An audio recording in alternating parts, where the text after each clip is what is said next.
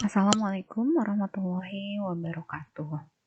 Baik teman-teman, pertemuan kedua kali ini kita akan membahas mengenai data dan jenis-jenis data. Kita tahu dalam kehidupan sehari-hari kita tidak akan pernah lepas dari yang namanya data. Tubuh kita pun kalau misalkan dipikir-pikir kita penuh dengan data. Mulai dari kita memiliki nama, kemudian warna rambut, warna kulit, jumlah mata, jumlah telinga, kemudian hobi kita, pakaian apa yang kita gunakan, kemudian menggunakan kerudung atau tidak, jenis kelamin, laki-laki atau perempuan kah, menggunakan kacamata atau tidak, kita mandi sehari berapa kali, dan seterusnya. Itu adalah data-data yang ada dalam diri kita. Itu dalam diri kita. Belum lagi di sekitar kita. Kita punya teman berapa, kemudian guru kita namanya siapa, ada berapa, sekolah di mana, kuliah di mana, ngambil jurusan apa, dan seterusnya.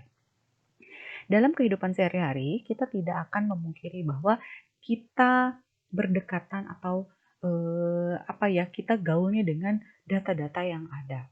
Nah, sekarang apa sih yang dimaksud dengan data gitu kan? Apalagi terkait kewajiban kita sebagai seorang mahasiswa yang sebentar lagi kita akan melakukan penelitian untuk menyusun tugas akhir gitu ya.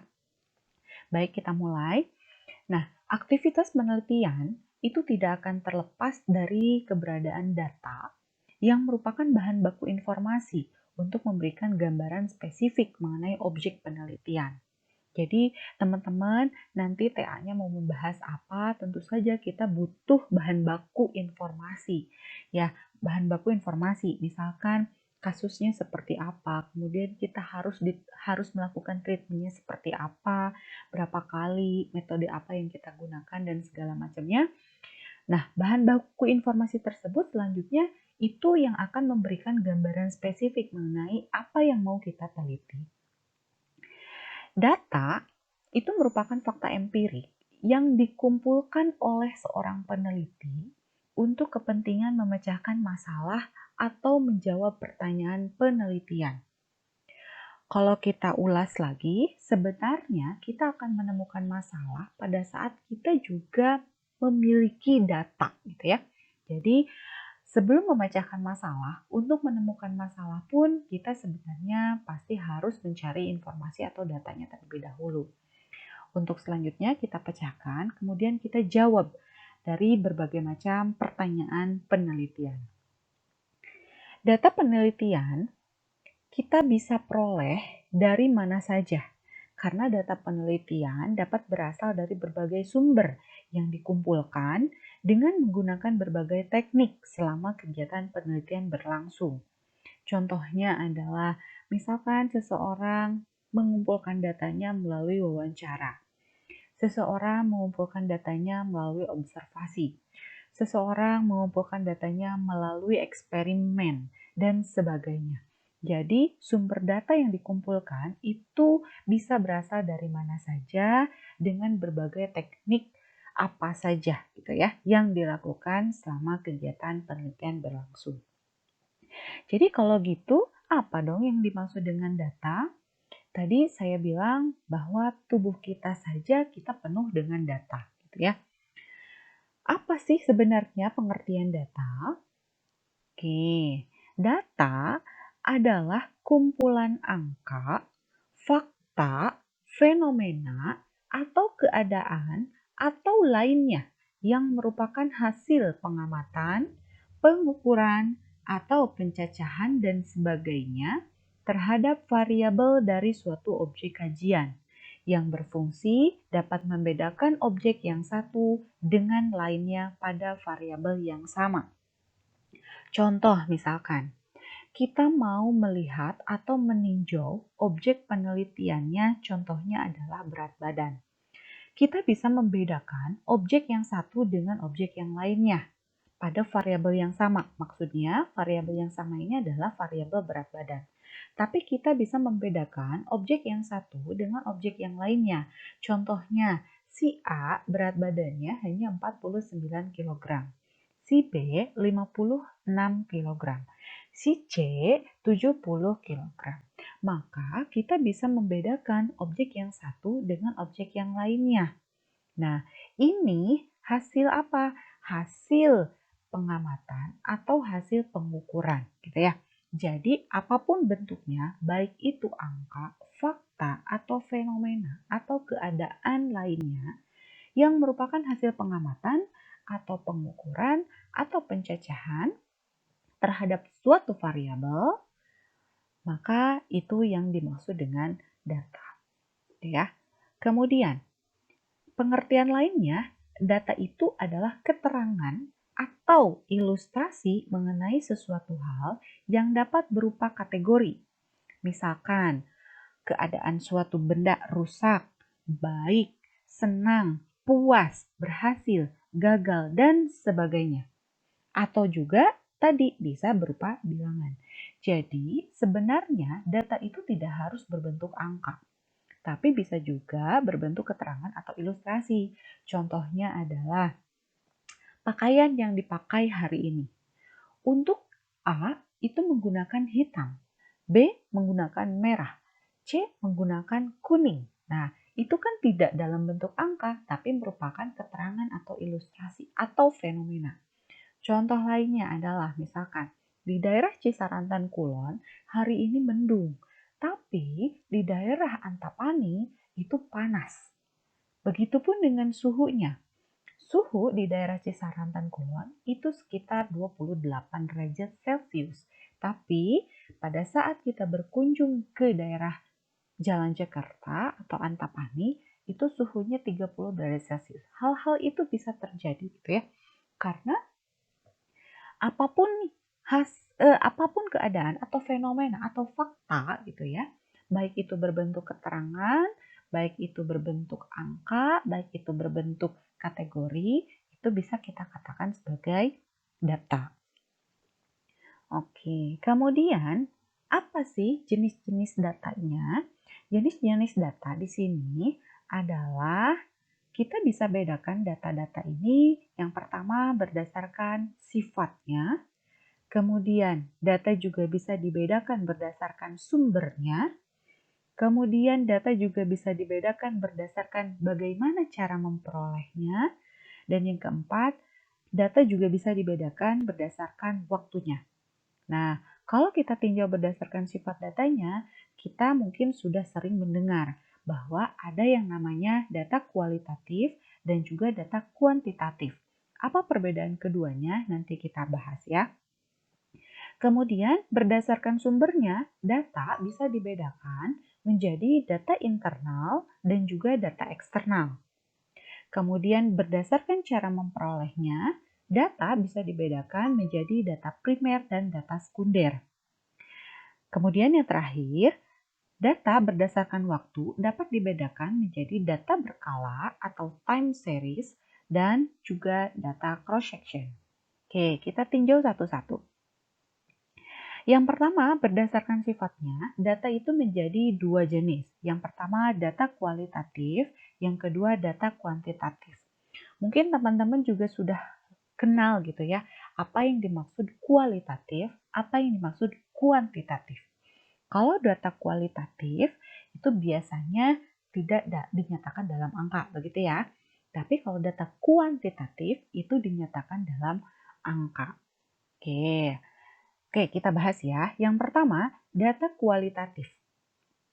Data kualitatif adalah data yang berbentuk kata-kata atau kalimat atau kategorik, bukan dalam bentuk angka. Nah, ini yang harus ditekankan.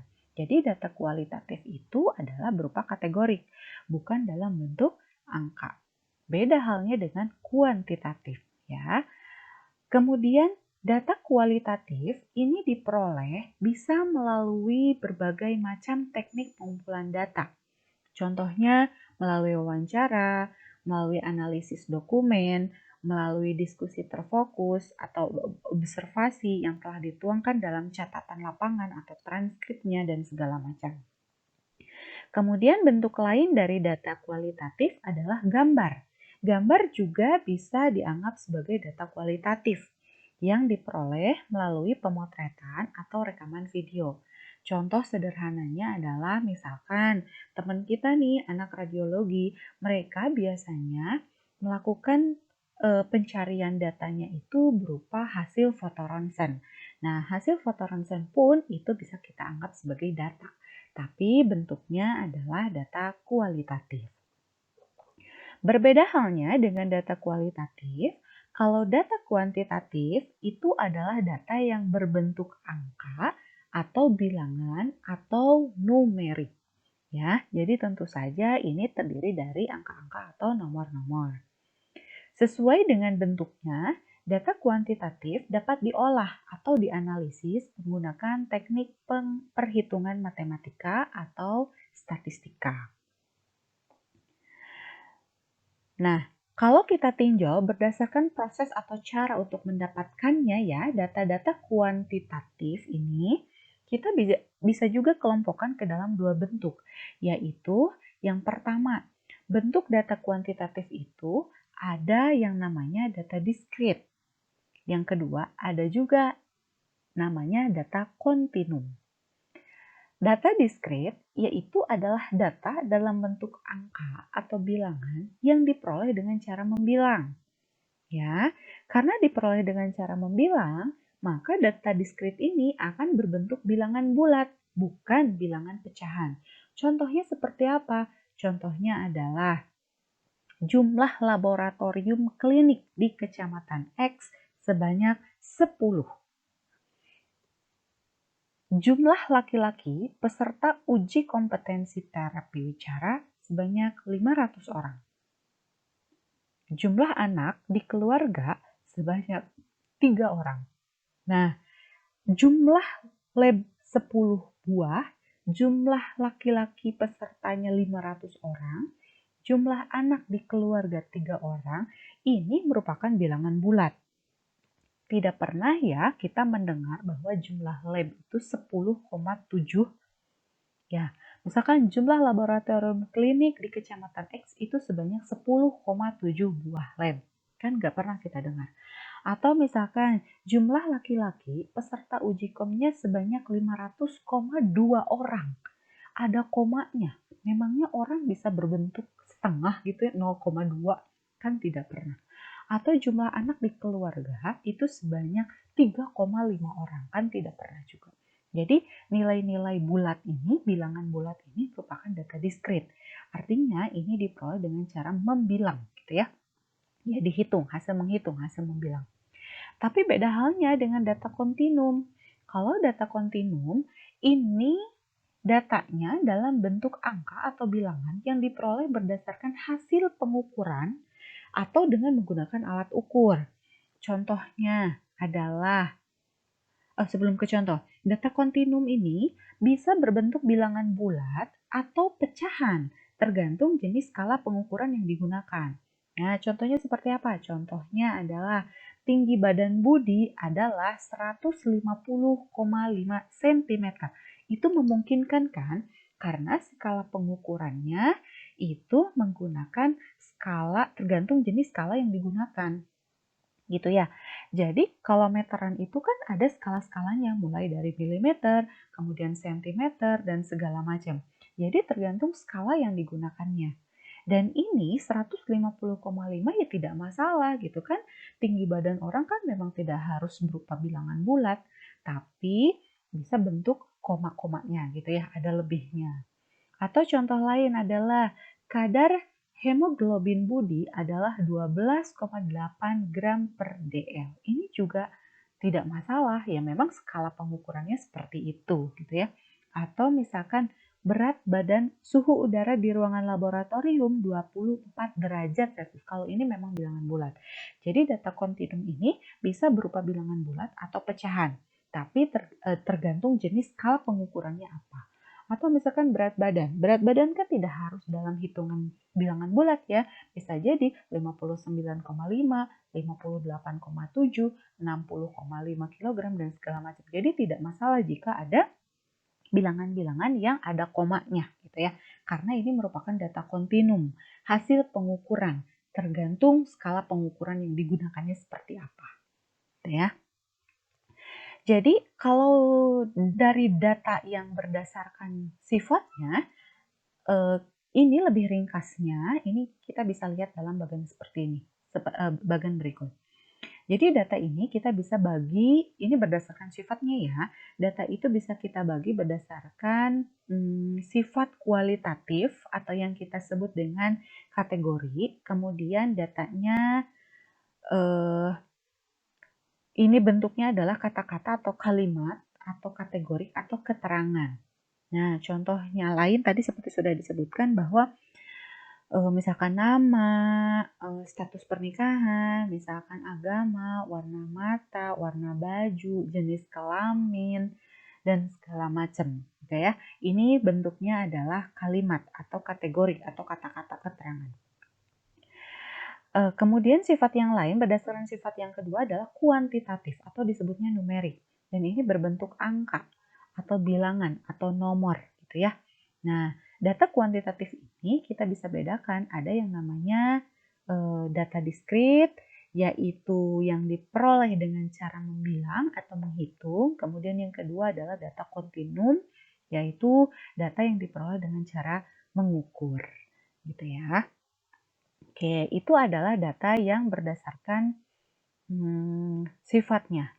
Nah, sekarang kalau kita meninjau pengukuran, pengukuran adalah cara pengumpulan data penelitian dengan mengukur objek menggunakan alat ukur tertentu. Ya, misalkan berat badan, ya tentu saja dengan menggunakan timbangan badan. Tensi darah, ya dengan tensimeter. Tinggi badan, ya dengan meteran, misalkan gitu ya. Dan sebagainya. Maka kalau dilihat berdasarkan tipe skala pengukuran yang digunakan, maka data juga bisa dikelompokkan dalam 4 jenis atau tingkatannya yang memiliki sifat berbeda. Yaitu ada yang disebut dengan data nominal atau kategori, ada yang disebut data ordinal, kemudian ada yang disebut data interval, dan yang keempat ada yang disebut dengan data rasio. Apa perbedaan dari keempat data-data ini? Oke, yang pertama, kalau data nominal itu hanya membedakan antara satu dengan yang lainnya tanpa tahu nilai mana yang lebih rendah atau tinggi. Contohnya jenis kelamin. Jenis kelamin kan ada perempuan dan laki-laki.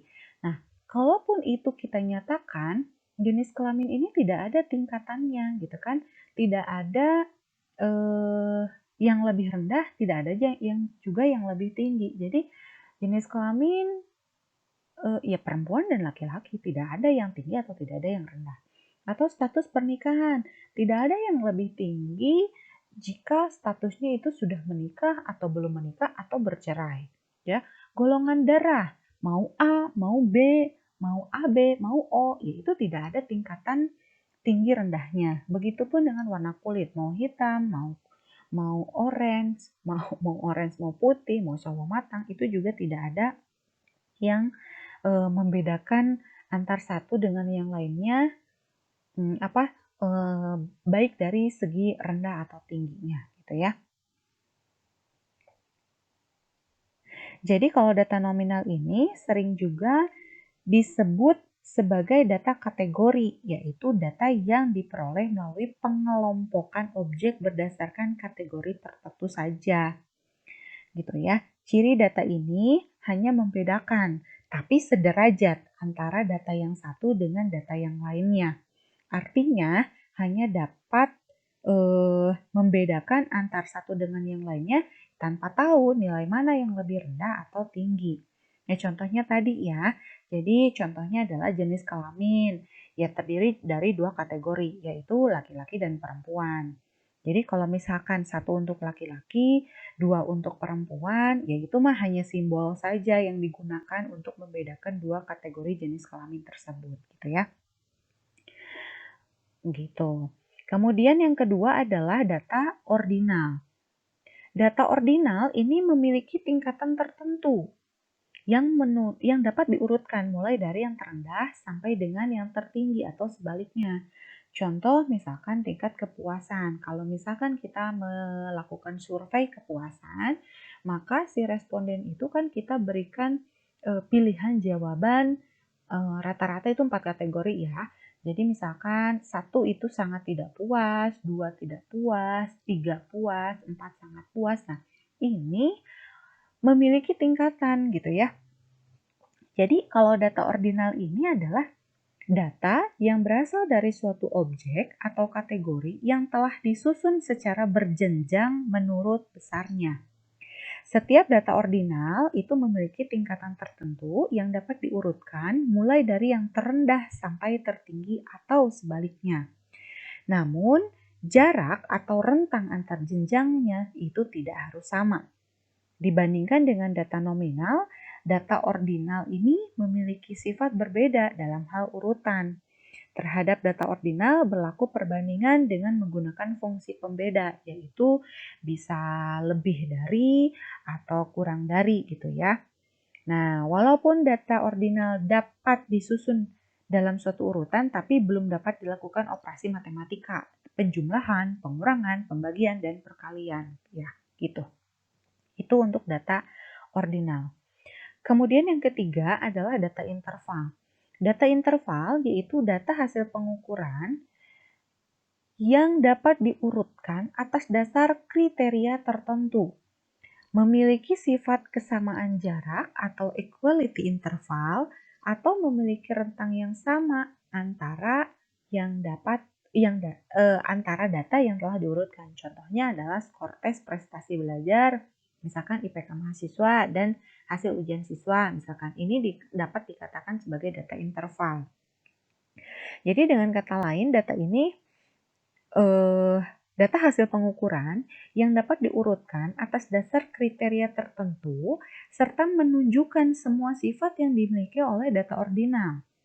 Kelebihan sifat data interval dibandingkan dengan data ordinal adalah memiliki sifat kesamaan jarak gitu ya. Tadi sudah disebutkan equality interval atau memiliki rentang yang sama antara data yang telah diurutkan. Nah, karena kesamaan jarak tersebut, terhadap data interval dapat dilakukan operasi matematika nih, baik itu penjumlahan ataupun pengurangan. Tapi masih terdapat satu sifat yang belum dimiliki, yaitu tidak adanya angka 0 mutlak pada data interval. Gitu ya. Jadi contohnya adalah tadi tes nilai IPK mahasiswa. Ya. Kemudian yang terakhir adalah data rasio. Data rasio ini data yang menghimpun semua sifat yang dimiliki oleh data nominal, data ordinal, serta data interval. Ini data rasio ini dapat diterapkan semua bentuk operasi matematika, baik itu penjumlahan, pengurangan, pembagian, dan perkalian. Gitu ya. Contohnya adalah misalkan panjang suatu benda yang dinyatakan dalam ukuran meter adalah data rasio. Ya kan, data rasio. Benda yang panjangnya 1 meter berbeda secara nyata dengan benda yang panjangnya 2 meter. Sehingga dapat dibuat kategori benda yang berukuran 1 meter dan 2 meter. Nah, berarti itu kan sudah masuknya sifat data nominal.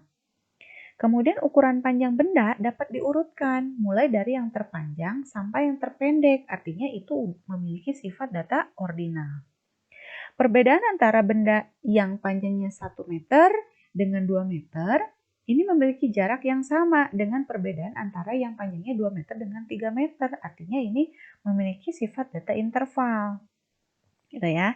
Nah, kelebihan sifat yang dimiliki data rasio ditunjukkan oleh dua hal, yaitu angka 0 meter menunjukkan nilai mutlak yang artinya tidak ada benda yang diukur, serta benda yang panjangnya 2 meter, yaitu berarti 2 kali lebih panjang dibandingkan dengan benda yang panjangnya 1 meter, yang menunjukkan berlakunya semua operasi matematika. Gitu ya. Jadi kedua hal tersebut tadi yang sudah disebutkan tidak berlaku untuk jenis data nominal, data ordinal, maupun data interval. Gitu. Baik, selanjutnya kita akan bahas jenis data berdasarkan sumber. Tadi sudah disebutkan bahwa berdasarkan sumbernya, data kita bedakan menjadi data internal dan data eksternal.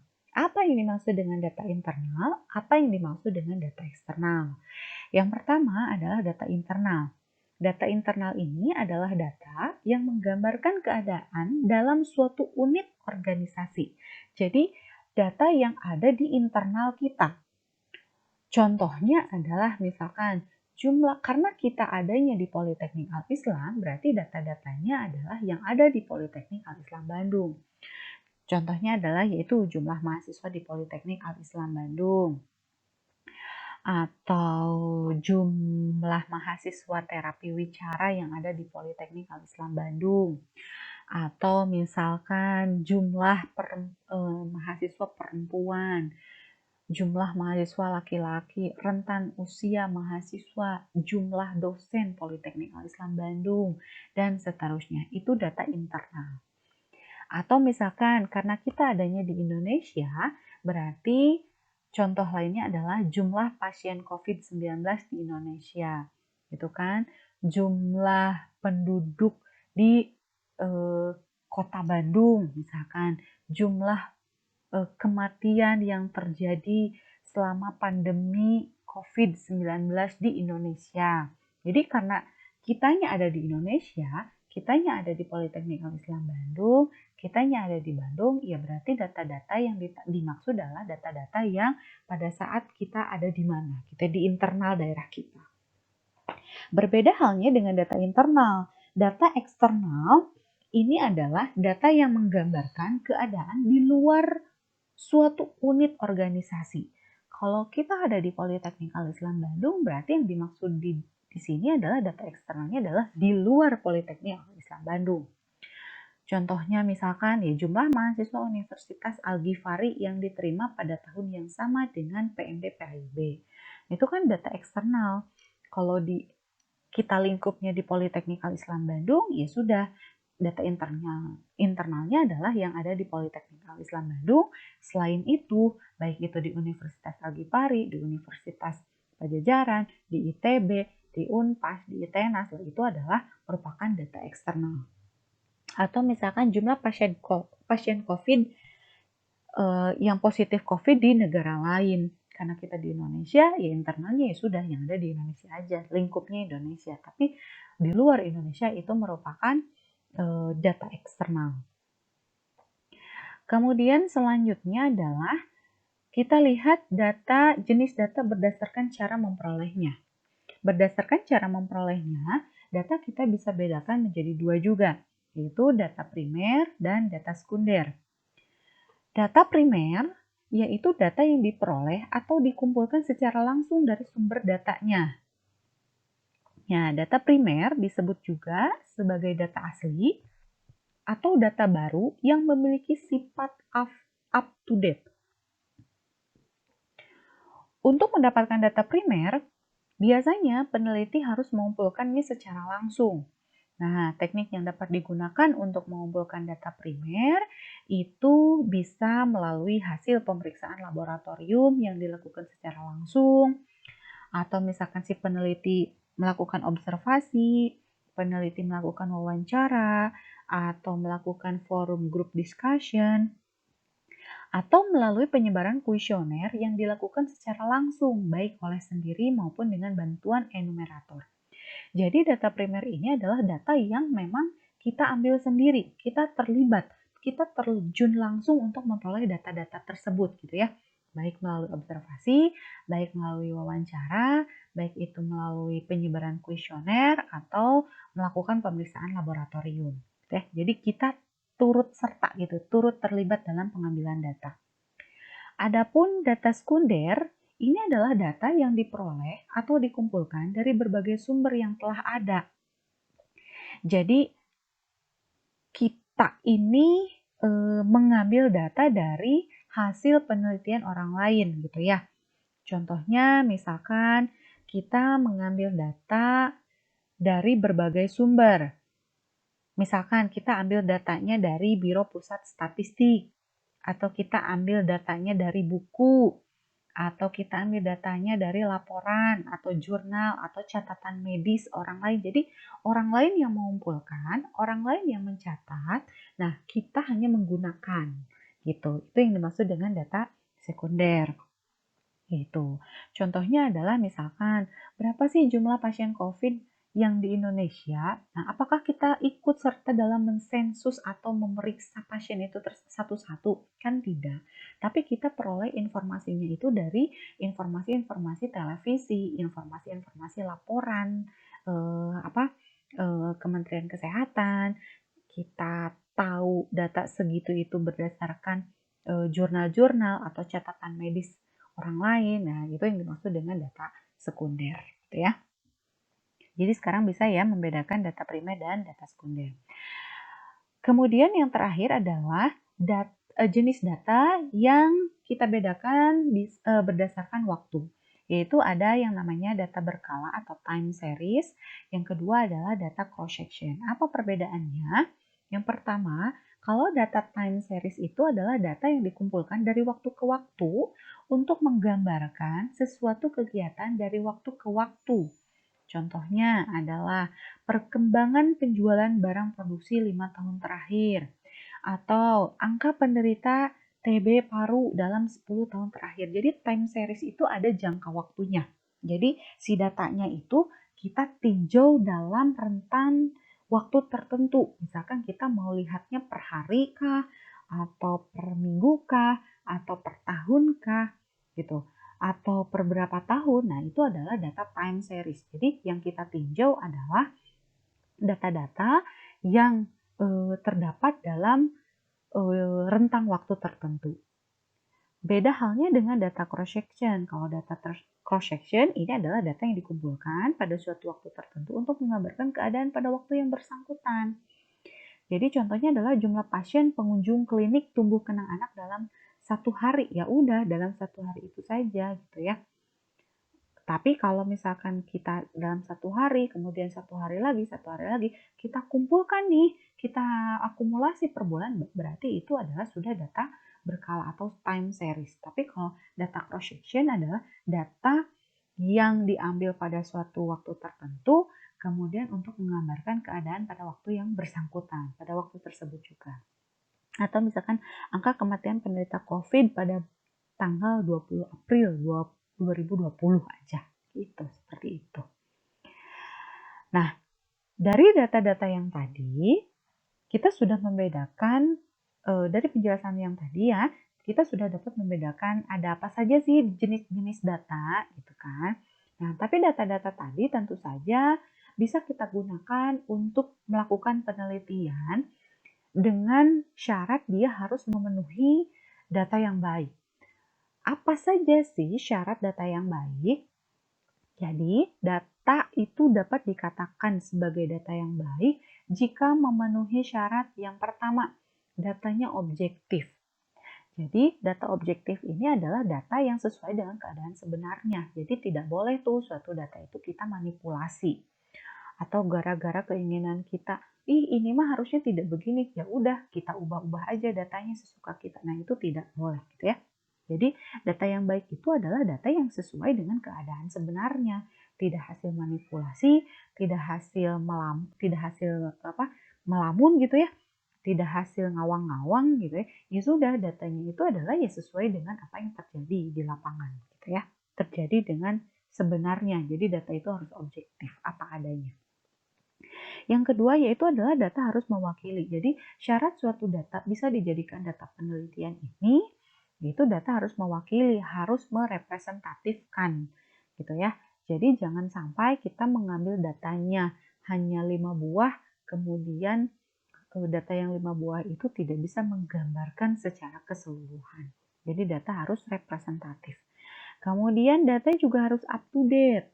Nah, data harus up to date. Tidak boleh kita mengambil data, terutama untuk data-data sekunder ya. Data sekunder itu yang tadi kita ambil dari hasil laporan atau jurnal atau catatan orang lain. Kita ambilnya data-data yang sudah out of date gitu. Data-data yang sudah berpuluh-puluh tahun yang lalu, kemudian kita gunakan lagi sekarang. Nah, itu tidak boleh gitu ya.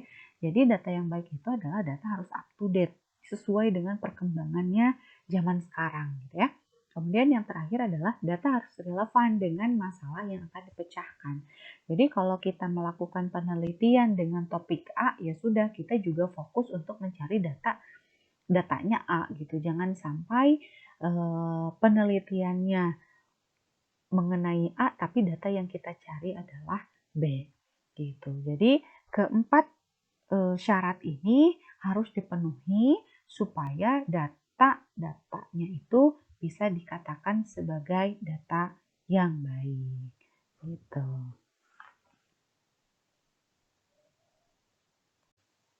Nah, demikianlah penjelasan mengenai data dan jenis-jenis data di pertemuan 2 kali ini.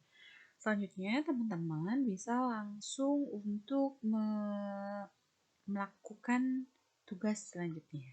Oke, sampai ketemu minggu depan. Assalamualaikum warahmatullahi wabarakatuh.